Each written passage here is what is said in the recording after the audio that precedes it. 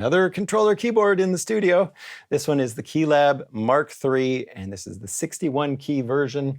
And Arturia sent it over to me to play around with, and I'm very appreciative of that. It always helps the channel.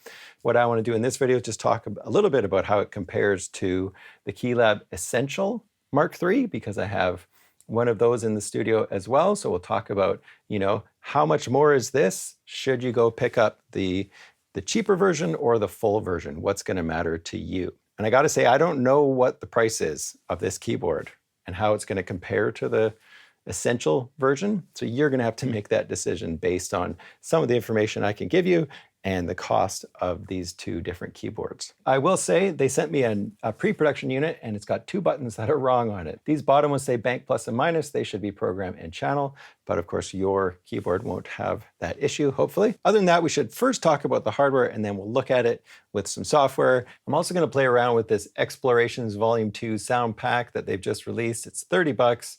So we'll play around with those patches, have a look at the keyboard, and help you make that decision if this is something that you want to pick up. So the first thing you're going to notice is this nice screen that they've included on the new keyboard. This is not on the Essentials.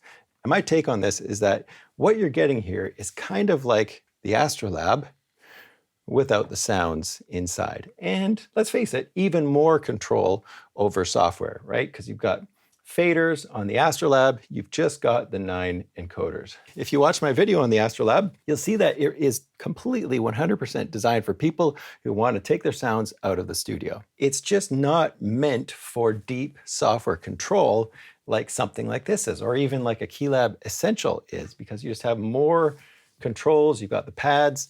Astrolab is just this brilliant device where you can take any patches that you make in your studio, take them away on the keyboard and just use them just like that.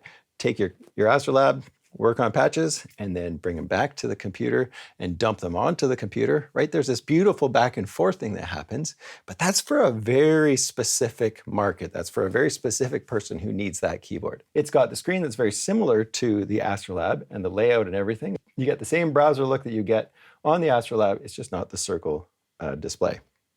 And I kind of like that better. It's not a touch screen, so let's get that out of the way. But you can go through and browse patches just like you would on the software itself. And so I can go to these new Explorations patches and just start having a look. So let's go to Psychedelic Explorations and just start playing through some of the patches.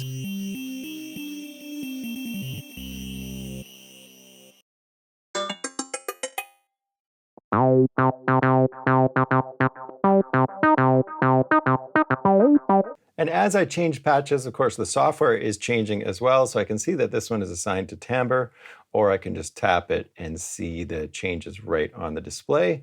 Touch-sensitive knobs, touch-sensitive faders, which is so cool. Very neat way to integrate how you're actually viewing something, one of these controls, right? What happens if we go to the software here, go to our macros, and rename it Jeff? Can we get Jeff on here? Jeff, look at that. I do like to see this back and forth between the software and the hardware. So that's a nice touch. So a beautiful display for browsing your patches, just like we've been doing on the Astrolab and like on the other ones as well. I mean, it's just, you just get a little bit fancier graphics and a lot more information on the screen.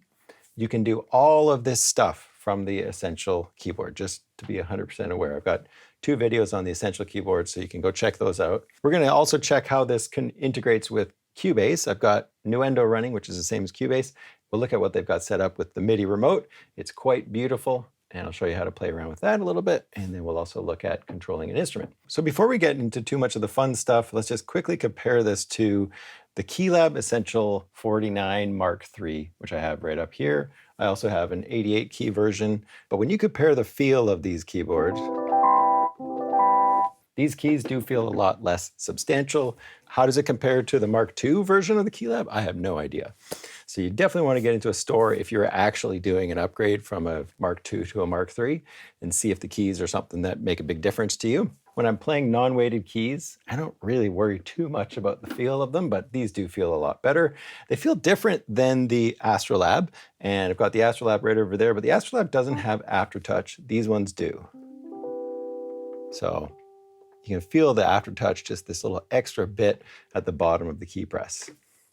Not polyphonic aftertouch, as I thought it was, because in the manual it's referenced polyphonic aftertouch. But I realized that was actually just on the pads. So in terms of the pads, you know, those feel to me exactly the same. The mod wheel and the pitch bend feel way more substantial on the full version of the Keylab versus the Essential. This one's much more plasticky and kind of cheap feeling, the build of it. And then just something about the look of it, these buttons. I love the look of the new one, and obviously the color screen makes a huge difference. Okay, so just a reminder of what the Essential screen looks like compared to the rest of this video. You can see the screen is kind of black and white. There are no touch-sensitive faders. So on the new one, you can just touch the fader and it'll pop up and tell you exactly what the control is. On this old one, you've got to actually move the fader, which sometimes you don't want to do, right? On the back of it, you've only got MIDI out and a control, so you could use that for a sustain pedal. And then here you can see with the new version, much nicer pitch bend, modulation wheel, metal, just feels much more substantial. The fader's touch sensitive, as I was saying, so you can just touch it and see, okay, what is this one assigned to? Select a different track. You can see that this one, I touch this, and envelope 2 is assigned to attack. I don't even have to look at the screen to see that. I could just look right at the actual display, which is really nice. And it's not changing anything. As soon as I actually move it, then it changes. So really nice system. Same thing up at the top. I can just tap them. I go, okay, there's my phaser mix. Crank up the phaser. All right. And then the other thing I notice is if I change it here in the software and then go back to touch that phaser mix, you can see that it reflects the change. Any changes you make in the software are going to go back to the hardware as well, which is really cool, except for the faders. Because these are endless encoders, they kind of just keep working. With the faders themselves, if I take this fader and bring it down to near the bottom, you can see envelope 2 attack is now adjusted. If I go change envelope 2 attack here, of course, it's not changing on the hardware, but if I tap it, you can see it's showing that it's actually the level's way up top. And as I move it up, it's going to slowly catch up to that part. And then now it's caught up to it. I notice a bit of a lag. I don't know, somebody let me know if you think that's going to be a problem, right? If you're trying to automate something and there's a bit of that lag, how tight is that going to be? You can see as I move it up and down. I don't know. Maybe that won't be an issue, but we'll have to play with this a lot more and see if that, you know, that bit of latency there is going to be a bit of a problem. So here's the old Keylab 61 Mark II. Let's just compare this one a little bit because this is interesting. What they've done is they've gotten rid of one row of pads. I'm not sure why. It looks to me like I checked the measurements and this one is an inch shorter, but it looks like these take up more space. So what I'm assuming, these pads are bigger? I don't know, maybe somebody could chime in. These are about 1 inch by 1 inch, so I'm not sure what those pads were, but they look smaller to me, so maybe they decided to go with bigger pads and less of them. There's a few less buttons, but now we have these actual hardware buttons that apply to the software right above it, right? So I can click these buttons here and they can become something else. If I press the program button and go to my DAW, now we can see that button becomes a solo and this one becomes a mute. So they've gotten rid of the solo and the mute that used to be on the actual Keylab Mark II, which also I'm not super crazy about because now you actually have to be in the DAW mode to get your solo and mute, whereas before you could just press solo and mute, I think, at any time and it would solo or mute your track. You know what I mean? So they've also gotten rid of a lot of text. So you can see this is a much cleaner design, but they've gotten rid of things like the 1 through 9 up at the top. Looks like they've got like panning for 1, 2, 3, 4, 5, 6, 7, 8. And when there's 9 knobs, I know it sounds weird, but sometimes like if I just need to get to number 7, it's kind of sometimes weird to remember, oh, that's number 6. Somehow with that 9th knob, my vision gets thrown off, but they still have the 9 faders and the 9 knobs, so that's cool. But wouldn't it have been nice if they just put these numbers right here so that I can always see, oh yeah, that's knob number 7 and that's fader number 7. I'm not sure why they put it down below.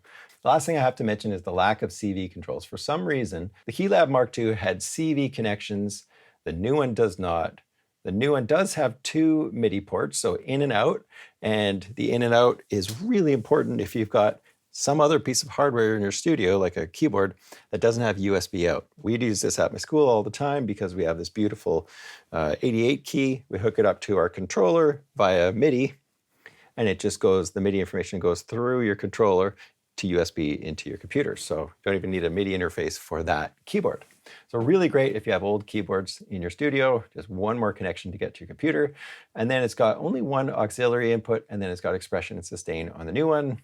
So they have removed a bunch of actual connections on the keyboard. I don't know. Somebody out there, Mark II user out there who uses CV all the time, a Mark II user who uses more than one auxiliary input, let me know. Seriously, I want to know if this is something that a lot of people will be frustrated by, or if this is really just a tiny segment of the population that uses these. And my guess is maybe that where they're going with CV stuff is if you want the CV connections, they want you to go over to the KeyStep Pro. And maybe the KeyStep Pro is going to get an update too. I don't have any information on that, but I know that this one is all about the hardware connections on the back. And what I've done in this situation here is I've got the MIDI remote set up. I've got it set up so that you can see the Arturia Keylab 61 Mark III script that they actually wrote for this keyboard for Cubase. So it does come with a bunch of specific scripts to help use all of the power of this keyboard with your DAW. So you can see we've got things in the Cubase specific one, like all the basic ones like play and stop and record and tap. I can just start tapping, and it's getting the tempo that I am tapping, figuring out the tempo. That all works nicely. I can rewind, I can fast forward. You can see that this jog wheel actually is assigned to give me different tracks right now. So as I turn it, it's switching to different tracks, which I think is fine. I could probably change that to a jog wheel if I wanted to, but I like the rewind and fast forward myself. I never end up using a jog wheel, which is weird, but just the way I work. We've got solo and mute, and I just go like this to get to the next track. Solo that one, mute that one. We've got record arm and monitor. You can also see that they've got some pads mapped out. So if I look on the actual MIDI remote template here, you can see that this pad right now sounds like it's assigned to a key. So what I need to do is change the bank that I'm on. Beyond bank D, it is the pad bank for the DAW. So now I can hit this button and it gives me the channel settings for my track. And I can go right in and start EQing that one or whatever, and I press that pad again and it closes the channel settings. And if I click this button, it adds a new track. I don't like that. I have a key command for that, and I could often find myself just wanting to mess with the settings of this virtual instrument. So let's just try changing that. Double click on what it is right now, opens up the assistant, and I'm going to search for edit instrument, selected track, edit instrument. Double click on that. And now let's see what happens if I press that button. It pops up the instrument. Isn't that nice? So now I can see the instrument on the screen. So let's go to banks. Let's go to ambient explorations, another one of these new ones. And we'll just go down to plucked keys.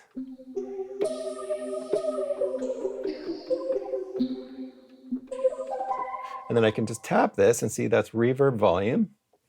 And I can just go down an arrow to other patches.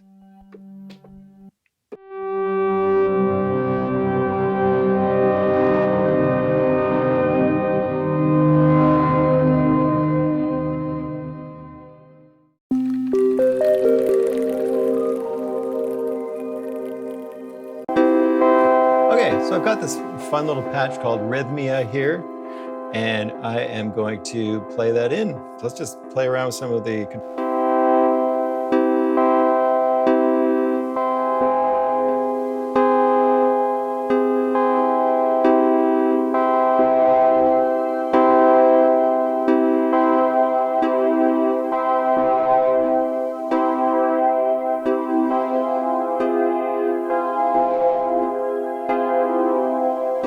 Okay, so let's put something in there.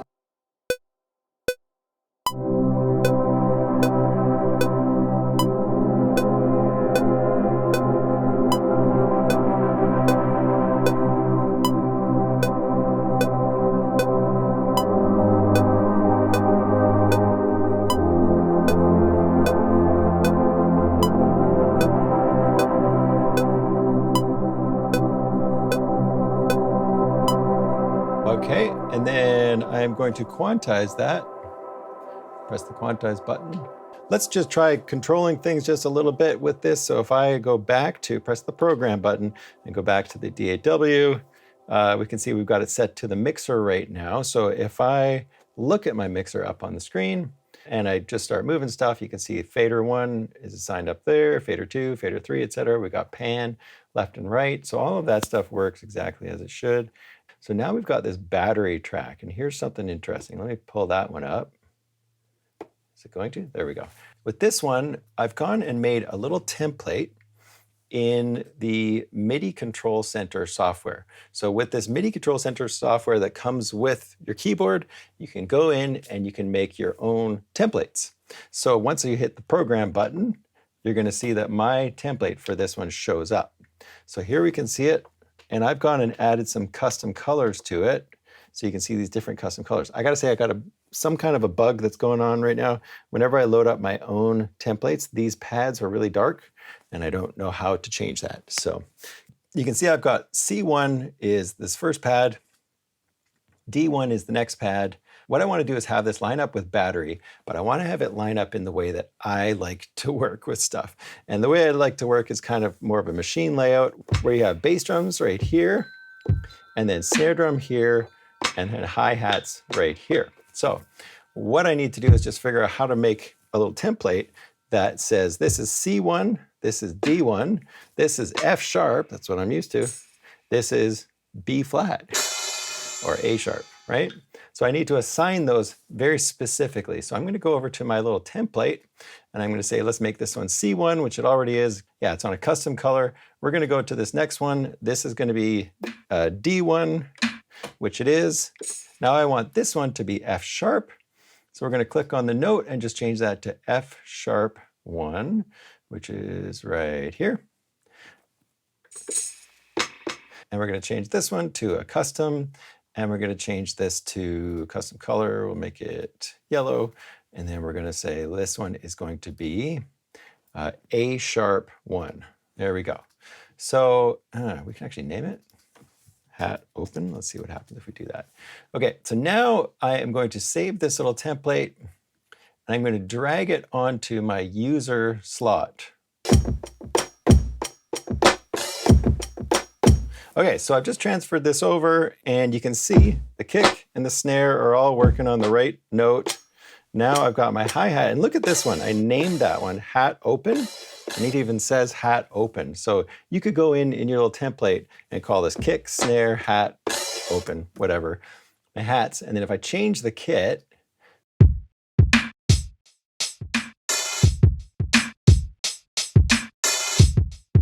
so you can see that they've just got those mapped to those specific MIDI notes for whatever reason. Now I can go in and play along with the song.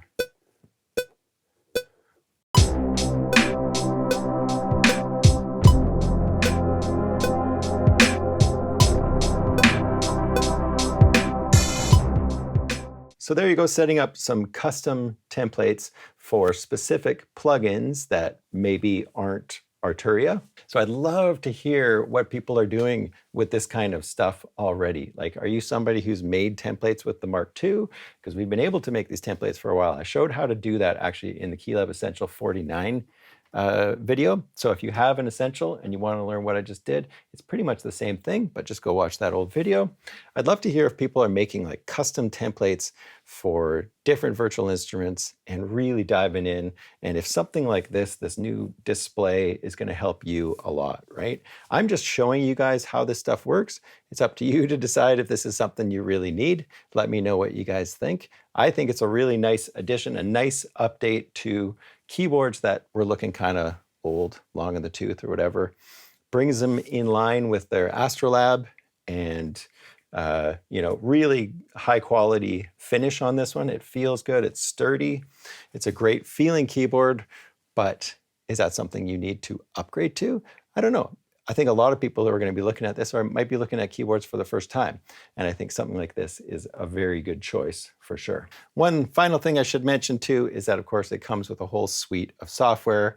Make sure you go check on their website. I'll have a link below. Go check on the website, the stuff that it comes with. It gives you a suite of instruments, you get some free stuff that comes with it. Not a ton. You know, you still have to go buy their Analog Lab V if you want to get this huge selection of sounds, and you have to buy pigments if you want pigments. There is, of course, already Analog Lab free, so our Analog Lab Play. I'll maybe put a link to a video I've got on that as well, because if you're new to Arturia stuff, it's a great way to check out their stuff for free. But it comes with a whole bunch of programs, not just Arturia programs, and those can be interesting to first-time users for sure.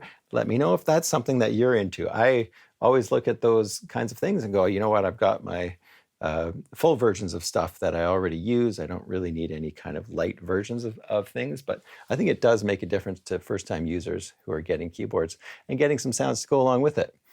I would love to see them kind of reward their people who have software already. So if you're already in the Arturia ecosystem, you don't need any light versions of anything. In fact, it would be really cool if they just gave you a voucher for maybe some expansions, right? So let me know what you all think in the comments. And thanks so much for watching all the way to the end. And I'll see you in the next video.